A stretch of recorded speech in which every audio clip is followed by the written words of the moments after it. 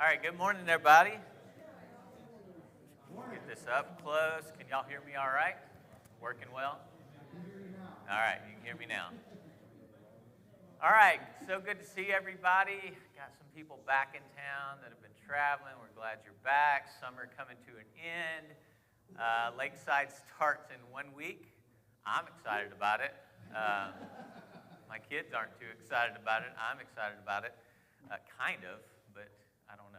We got a weird schedule this year, as I'm sure some other parents do, with early morning runs, cross country, and all that. So I don't know how excited I am about that, but it should be good. I'm excited. I know a lot of schools have started back already, and we're excited to get rolling here with a lot of Lakeside kids starting back. So we do have our promotion Sunday is coming up on the 27th. So if you're a parent with kids, we are going to bring all of you on stage that day, and we'll kind of do a big deal there and bring all of our kids and parents up and encourage you, pray for you, and just have a good day that day. So that will be the 27th. And then on the 20th, they are doing a separate deal after worship for our kids transitioning into the youth group. So that's kids going into 7th grade, and Adam and Chad are kind of leading that deal. So that's separate from worship. So our big promotion Sunday will be the 27th. That's after school has started. We know that, but that's the only day that really worked well for us all, so that will be that day. I've loved our Wednesday night series with our men speaking. Brendan did a great job this past week. Scott speaks this week. That's right, Scott. You speak this week? Yeah, I was making sure. We're all on the same page here. And I know that's going to be outstanding. So I hope that you'll make plans to come and support Scott Wednesday night if you can. So Philippians. We're in Philippians, still in Philippians chapter 1. We have been here a little while, but we can't rush through it because there's just too much goodness in it that we need to talk about. And today we're going to focus in on verse 27 and following. So Paul is in this struggle. He's in prison. He is suffering. And he's given us a lot of challenges here. And in verse 27, he kind of turns the table, and he no longer talks about himself, but he begins to talk about you and talk about me and talk about everyone striving together. So he's been kind of talking about himself and his life and his death, and now he shifts and he focuses on the Philippians, or we can also say he focuses on us. And Paul, in this struggle, in this suffering, gives us all a challenge and says, live in a worthy manner. And those are the words that I want to focus on this morning. And I want to look at the words behind that phrase that Paul says. But first, let's read the text. So somebody read 27 through 30 for us. Whatever happens, as citizens of heaven live in a manner worthy of the gospel of Christ. Then, whether I come and see you or only hear about you in my absence, I will know that you stand firm in the one Spirit, striving together with the one accord for the faith of the gospel, without being frightened in any way by those who oppose you. This is a sign to them that they will be destroyed, but that you will be saved, and that by God.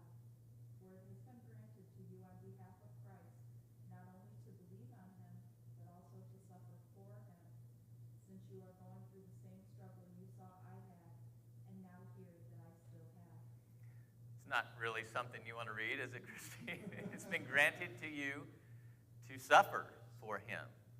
Now, we'll get to that in a second, but I want to focus in on this phrase right here. As citizens of heaven live. So everything that Paul talks about in this little section kind of focuses around this one phrase. The Greek word here, if I can get it to pull up, is palathoutse. Palathoutse. And I want you to notice first, like it's translated, whatever happens. So whatever happens, palathoutse, and then the Greek word monen is an adverb, and it means only. So whatever happens, But the significance here isn't so much as what Paul is saying, but how he's saying it. He puts the adverb in front of palathiutse. And so what it does is it creates urgency. It's like only whatever happens. And so it's this idea of like he's pushing us to live in a certain manner because he's saying things are going to happen. Like you are going to suffer. You've actually been granted the blessing of suffering. So whatever happens, live in this way. And so he's creating urgency by the way that he orders his words. It's kind of a sense of impending doom, in a sense. He's kind of letting them know, like, bad things are going to happen to you because you follow Christ. You're going to suffer because you follow Christ. And so I want to zoom out and kind of get the context to the meaning of it. And then we can kind of focus in on the ideas behind these Greek words. So Paul is suffering, and we are people who suffer just by being alive. And the people in Philippi are suffering by just living where they live, claiming that Jesus is Lord, following Christ. And Paul is writing about his suffering and what we see him go through, his highs, his lows, his questions. I don't know whether it's better to live or die, this back and forth that we talked about last week. And he's kind of showing us that this is how struggling works. It is confusing. It's when you suffer through life, it can be depressing at times. It can be confusing at times. You have highs where you think you're making it, and then you have lows where you question whether you're going to make it at all, right? And you see Paul going through this. We talked about this. I love the Bible, and I love the letters that Paul has given us because you see the man in the writing. And here, it's as if Paul is pulling us in close. It's that kind of moment. So he's shifted. He's turned from himself to us. Have you ever seen a movie like where somebody is maybe on their deathbed or they're suffering and they pull someone in close and they just kind of whisper in their ear? You know those moments? And they say something crazy profound or awesome. It's a quote that, people just say over and over. This is that moment. It's Paul pulling in the Philippians. It's Paul pulling them in. It's kind of like a Godfather moment or something. Paul is reaching beyond prison bars and grabs us by the collar and says, whatever happens, live. It's that moment. Whatever happens. It's this impending doom, this urgency, like you're going to suffer. You're going to hurt. But whatever happens, live in a worthy manner. As citizens of heaven, live. And he says, palathiutse, like whatever happens, palathiutse. And this word has a very interesting meaning. It's only used twice in the entire New Testament. Right here in Philippians is the only time that Paul uses the word. The other time that we see it is in Acts chapter 23, when Paul uses it verbally. It's not written by him, but he uses it verbally as he kind of spars with the Sanhedrin in that moment. And what's crazy is that you can pretty much open the New Testament and point to any chapter of Paul's writings and find him writing about something like walking or living a worthy life. He's always talking about walking in a certain way or living a certain way. This is what he always writes about. And so it causes me to think, why would Paul, if he says this kind of stuff all the time, why would he use a different word here? Why would he only use this word once? 40 other times in Paul's writings, 95 times in the entire New Testament, when Paul wants to talk to us about how we live, how we walk, when Scripture wants to talk to us about how we conduct our lives, the word is peripateo. And the word peripateo simply means to walk. That's what it means. Walk. And typically, when New Testament writers want to talk about walking, that's the word that they use. What caused him to think that peripateo wasn't sufficient here? What's he trying to say to us? Again, this is that intimate moment of grab you by the collar, like I'm going to tell you something really important here. I want you to live. And he doesn't say peripateo. He says palathoutse. So look at Acts 23 and just kind of see the other place this is used. And he's speaking here. So here Paul is about to be flogged for preaching what has happened to him. And he claims that he's going to preach to the Gentiles. And he claims that he was born a Roman citizen. You know this part of Scripture. And so they leave him alone. They get a little nervous. And they bring the Sanhedrin. They bring him before the Sanhedrin. And they question him. And Paul has like his moment to declare his innocence. And his moment to get out of this situation. But listen to what he says. So he looked straight at the Sanhedrin and said, "My brothers, I have fulfilled my duty to God in all good conscience to this day." And so the first description that we have where Paul uses this word, palathoutse, is I've fulfilled my duty. That's how it's translated there. I've fulfilled my duty. It's a duty. It's a walking. It's kind of marching orders is what it is. It's a duty. Yeah. Is it like a past tense, future tense? It is in this sense. Yeah, in this sense, past tense. So it's I have fulfilled. I've marched where I've been called to march. It is it's a political term, is what it is. It carries with it something bigger. This isn't just you. It's a sense of like you and everybody else. You are called to walk. You have a duty to walk with this group of people. This isn't just like Paul and Jesus walking down the road. That would have been peripateo. This is something bigger. There's an activism here. You with me? That's kind of the weight of this term, Jay. Who's going to say you can see the start of the word polis or city? It's a citizen. You're a citizen. Yes. I think it shows a huge contrast. He's writing to Philippi, which is a Roman colony. There are very few Roman colonies in the empire. And so the people there felt special because they were Roman citizens. And so this is kind of showing you how special you are to be a citizen in the kingdom. And I think he plays it. Yeah, he's definitely going to play upon that. Yeah, it carries this idea of politics, state. It's this activism. You're a part of something bigger than you. That's exactly right. So in this moment before the Sanhedrin, this moment you have to defend yourself, or Paul has to defend himself. He claims, I'm a part of something bigger than just myself. Like I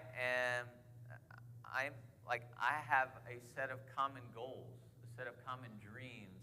I'm a citizen of something much bigger than just me. I fulfilled that. It's more than peripateo. It's more than just walking.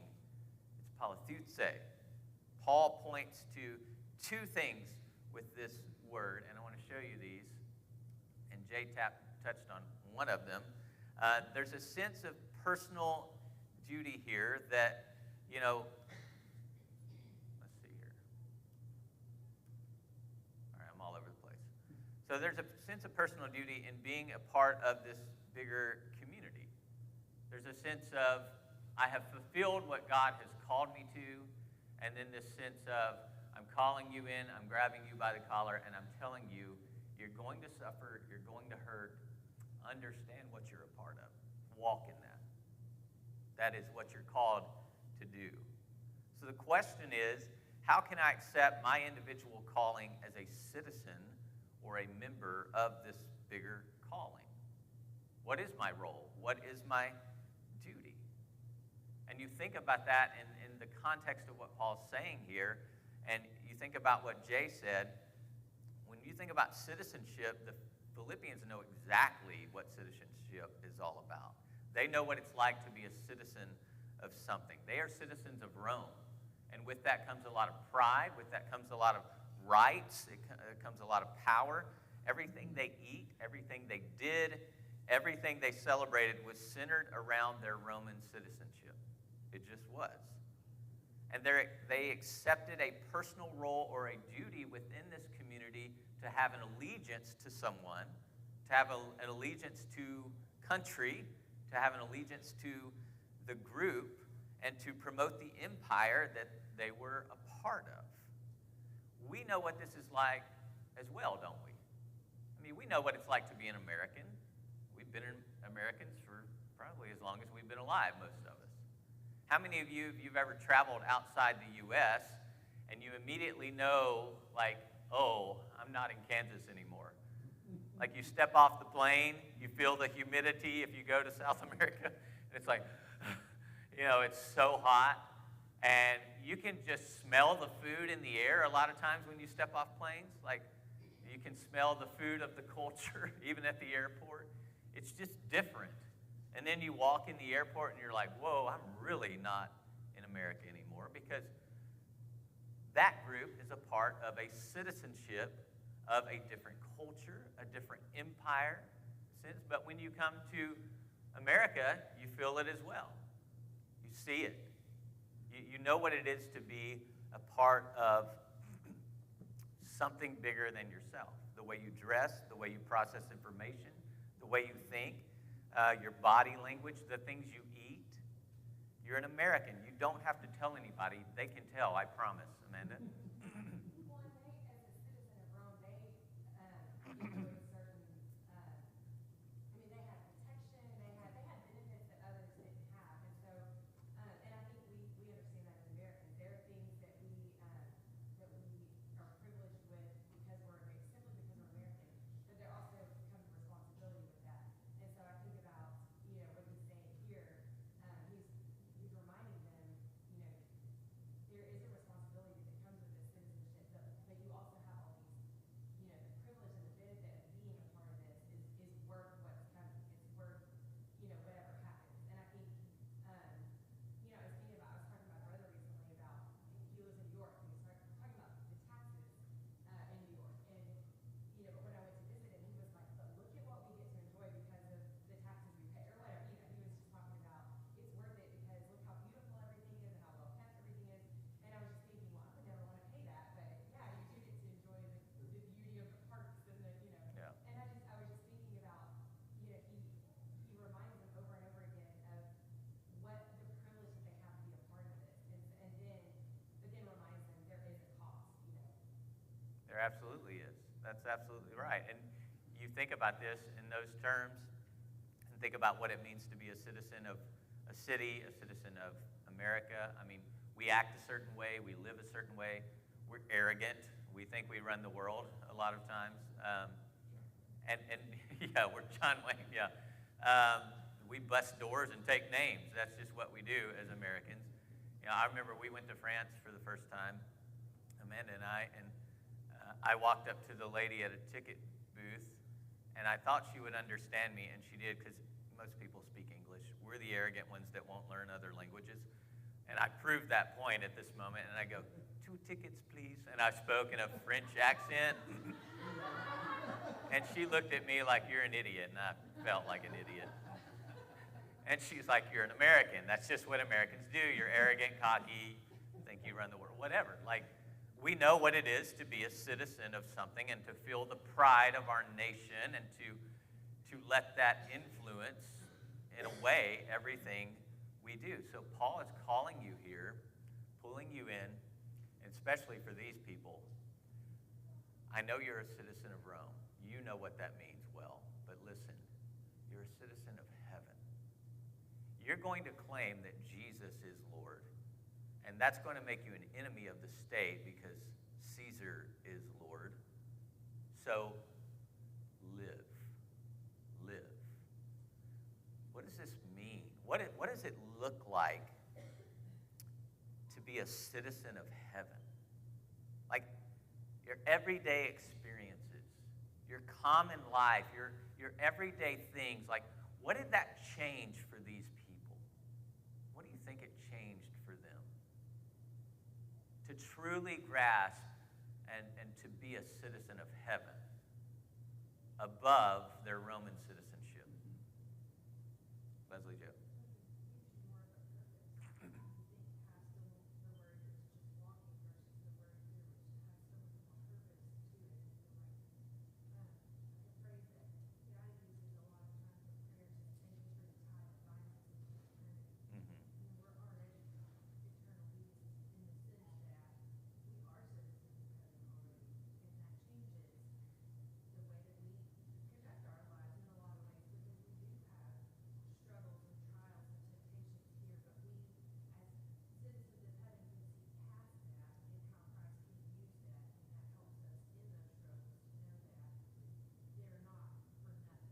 Right. Right. And you think about suffering. A person who suffers, these people in Philippi suffering, and even then, the Roman military and we today, our American military, we praise people for suffering for the empire, in a sense, but what about us? Are we suffering for heaven? Are we suffering for God's sake? Are we suffering? And what does that look like? And how should that shape the ways that you live, the ways that you act, Jay? Well, the Savior said, what does it mean to live?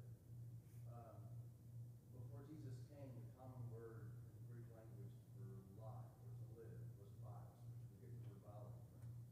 When he comes, he brings a whole new word, a whole new vocabulary, which is zoe, which we get the word zoology from. Mm-hmm. And that word, bios, has become part of life. And he brings a new kind of life, which really is relationship with God. Right. And so that relationship with God is what he's calling them to live. Yeah. Because that'll get you through the suffering. Absolutely. And it's this aeon zoe, this eternal life, this life that continues forever and ever and ever, that has started now. And it's such a shift in mindset. It's the mind of Christ. It's the mind of heaven. It's such a change. How do we, you think about Paul pulling them in close and trying to, he doesn't know whether he's going to be with them for another day or not. He's like, I don't know. It's better to stay with you, but for me, I want to go be with Christ. I don't know. This is that close moment of, guys, live true life. So what does this look like for us in our empire, but really for the kingdom? Amanda? I think one way it works is, when we think about living as a citizen, there are things that we do when we take our citizenship seriously. And so I think about our citizenship in heaven. It is about our relationship with God, but it's about the disciplines that we make a part of our life in so many ways. You, as a citizen of the United States, we are not a good citizen if we don't pay our taxes, or if we don't, there are lots of things that we do to be an upright citizen. And when we think about our citizenship in heaven, are we giving with a joyful heart? Are we, and just the disciplines like prayer and study and just being in a relationship with God and with one another. I think, we think about, I just think about the discipline in our lives. And if we're lacking that, are we being an upright citizen of heaven? Are we taking our citizenship seriously? And we enjoy the benefits of it, but are we willing to put in the time and discipline, as a citizen? Right. So the ways you handle money, the ways you pay your dues, in a sense, the ways that you steward your things, all of this plays into that. And you think about your earthly kingdom compared to your kingdom, and the ways that it literally affects everything. You could take this a million different directions. The way that you carry yourself, the words that you say, even the ways that you dress. The kingdom of heaven, your citizenship of heaven, should influence everything about you. It should be the fuel, the drive for which you live. Now, I want to show you something before we run out of time, because I think this is important for us to talk about. Remember, this is a community. And it's important. It's something that we do together. It's something that we're a part of that's bigger than ourselves. Even in your struggle, even in Paul's struggle, it isn't about him. It isn't about you. It's about how you are in a relationship, in a community with other people. So he says, I know that you will stand firm in the one Spirit, striving together with one accord for the faith of the gospel. So striving together isn't this idea of like one person standing next to each other in a room full of people. That's not the idea here. It also doesn't mean that I'm an individual and like I'm struggling and you're an individual and you're struggling and we say, okay, I'm struggling, you're struggling, and we walk off. That's not the idea here. The word he uses for together is the same word he uses in Philippians 1 and verse 23 when he says, I'm torn between the two. I desire to depart and be with Christ. With is the same word as together in verse 27. So he's doing that on purpose. There's an idea here that when Paul sees himself, his relationship with Christ, what he's saying is, you strive together with each other with that kind of connectivity. You are that connected with each other. You are a part of something much bigger than just you. You're a part of a community, a citizenship that has activism behind it, that has like a goal. Like you're bringing about change, you're bringing about reformation, you're bringing about all kinds of good, what God says good. So what Paul is talking about here is that somehow I have to experience with you the same thing that I experience with Christ for all eternity. That's big, isn't it? Like, he's calling us to be so humble, for one, to lay down our lives, to be selfless, to be connected to each other, and to be a part of, man, we got marching orders. We are soldiers of Christ. We've got something to achieve. We are bringing heaven to earth, and we're doing this together. We will suffer, but it's not Boo suffers, and then you suffer, and we don't suffer together. We're a part of a community. I mean, it's like things are going to happen to you. Live this way. Understand that you're not an island. You're a part of something much bigger than yourself. And Paul, he exemplifies that so well in this letter, just the ways that he communicates with them. And it isn't just about being here this morning, gathering together for class and gathering together for worship. It isn't just holding hands and singing a song together. He says striving. Striving means battling, is what it means. Like we battle together. We fight together. We carry each other's burdens. We do this as a community, as a citizen of something much bigger than we are. So think about this. In order for this to happen, you have to be willing to suit up. I mean, you have to be willing to bring your fight to the table. You have to be willing to bring your battle to the table rather than keeping your battle all by yourself, excluded over here. And so you are an island. It is just you. You are trying to strive with Christ, but not with anybody else. And Paul says, let me grab you by the collar for a moment and tell you what it's truly like. You do it together.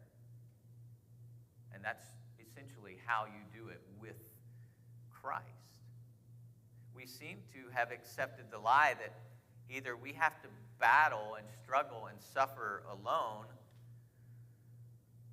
when Paul's saying that's simply not the way of the kingdom. I mean, yeah, we suffer. Yeah, he's going through things that are specifically happening to him and his body, but he's not doing that alone, nor do any of us, because we're a part of something much bigger than ourselves. When you think about that, and when you think my walk with Christ, my duty in Christ is much bigger than just me, how does that make you feel? Does it motivate you? How so? Yeah, Chris. Hey, hold on. Boo. I promised a sweet lady we'd start using a microphone in class. I've been doing a good job of it. Okay. Will you speak in that? If that helps? Hello. Am I on? Turn it up. Hello? You got to talk loud, Christy, yeah. Okay. I believe that it's humbling, that it causes you to take a moment and step back and say, hey, am I really suffering with these people? Am I really doing all I can do to help? And that's just how I look at it. Yeah, so have I really suited up? Am I really walking with this community? I think sometimes, Christy, we beat up on ourselves. Am I doing all that I can? And that's a noble and a righteous thought, but at the same time, I think it's even bigger than that. Have I immersed myself in this citizenship? Does it drive everything? Does it drive my life? And it's not even a sense of like, am I doing enough? It's more of a sense of, am I living in it? Have I fully embraced my citizenship? And what does that look like played out? You know what I mean? Other thoughts? Yeah, Richie. Together is our strength. I don't need one. Yeah. I don't even know how to. Together is our strength. That, like you said, you don't want to be out there striving to be a Christian by yourself because of the struggling. So we come to a congregation. We come to a group of friends that are struggling too. And that helps us get through that, makes it easier, pliable. Every week we come together, hopefully to discuss that or learn something how to get through that. But we have to keep the word pure. And if we chip it away, trying to be a friend to somebody that's wanting us to chip it away, we get into danger zones there. Okay. So yeah, we got to keep our focus. We got to keep our marching orders in line. We got to know what we're about. And we're about Christ, and we're about kingdom. We're not about self. So you're a part of this community. We suffer together. Do you think, and I know the answer to this, do you think when people suffer together, they're bonded closer? Absolutely. You've experienced it, haven't you? You've experienced it. The platoon in the foxhole. I was just sitting with Lonnie the other day, and Lonnie and I were just chatting, and Lonnie, I hope you don't mind me sharing this, but Lonnie pointed at Brittany Moore and goes, that girl right there came and rubbed the feet of my wife as she was suffering, like massaged her feet. And you know what that did? And Lonnie said something along the lines of, I love that girl right there. Because she came and suffered with Lonnie and with his wife. When you suffer together, when you suffer with each other, when you bear that suffering, you're truly living into something that is bigger than you are. Have you not experienced this? Unfortunately, a lot of times, we kind of let each other suffer alone. And it's not just physical suffering from life and disease and getting old and all those things. Yes, those are important. Yes, we suffer with each other in that sense, but we suffer for Christ as well. And unfortunately, a lot of times we don't suffer for Christ, do we? It's the culture we live in, the world we live in. We tend to avoid it. But what would it look like if we pursued it more? Not like I'm looking to go get punched in the face for preaching Christ or anything like that, but what would it look like if we were more bold in our pursuit of the kingdom? What would it look like if we suited up every morning with that intent of, I am a citizen of something much bigger than myself? And so you're on the lookout. Who can I help today in my brotherhood? Who can I suffer with? Who can I help bear a burden for? But not just that. Who can I speak to about Christ today who doesn't know Christ? And suffering may come. It's not that you're looking for it, but you're not scared of it either. And how do we do that together? What does that look like together? Well, shouldn't it also be our brothers and sisters that aren't in the church? We should help people in our neighborhood. Oh, absolutely. Yeah, absolutely. Today, James, we're talking about Matthew 22. Love God, love neighbor. Yeah. Other thoughts, like, what does this look like? We've got 3 minutes. I think in togetherness and community, we find our identity as a people of God. We fight together, and we get this call from Paul, whatever happens, palathuze, whatever happens, it's your duty to march in this. Stand up, suit up, walk in this community, love each other, suffer together because of Christ. I'm done. How else does this motivate you or discourage you? Does it discourage anyone? I want to hear what you have to say. We suffer, but we don't suffer like Christ. That's for sure. Paul wants to. That's what this guy wants to do. He wants to die like Christ. He wants to be as close to Christ as anybody that has ever lived. What else? Barbara? I don't know how many of you are familiar with or have used hospice. I know several have. I worked in hospice, but hospice is that. That's what hospice does. So when people have a person in their life who's nearing the end, it's helpful for them to utilize hospice because the goal of hospice is this, and it's often, they do utilize religion in their approach to people, and people can accept it or not, but I see that this is similar. Yeah, hospice workers are special people, and I've seen them work in a lot of different scenarios. So yeah, a community of hospice workers that are unpaid, which makes it even better. Yeah, just bearing with each other. Last comment. Who wants the last comment of the day? Ashley, you're holding something in, dude. I can see it. Like it's profound.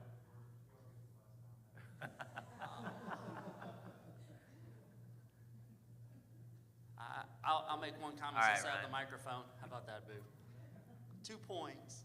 Nah, usually 3-point sermon. Number one, I used to always love this saying. Somebody told me this I work with. Sometimes the best ability is availability. So for us as citizens to be available, we don't always know what it is, but to be available for people to believe you're available, I think that's the easiest thing we can do. And then the second piece of being a citizen is engaging with other citizens instead of running from them or hiding from them. And I think a lot of times as Christians, we feel like we can only be with people that are like us. And there's situations where it's like, I don't want to get involved. I don't always believe the way things go, or, that's too much work. I've got a big opinion on if we want the world to change, we have to be present. And we talk about CEOs of companies. Well, they work too hard, they work too much. Really, can a Christian do that? Well, if Christians aren't doing that, then we're only going to keep going the path that we're going. Right. So I just think for us, we have to put ourselves out there and be willing to take risks amongst the other citizens to try to make a difference. I love it. Thanks, Ryan. All right, enjoy your donut. Love you all.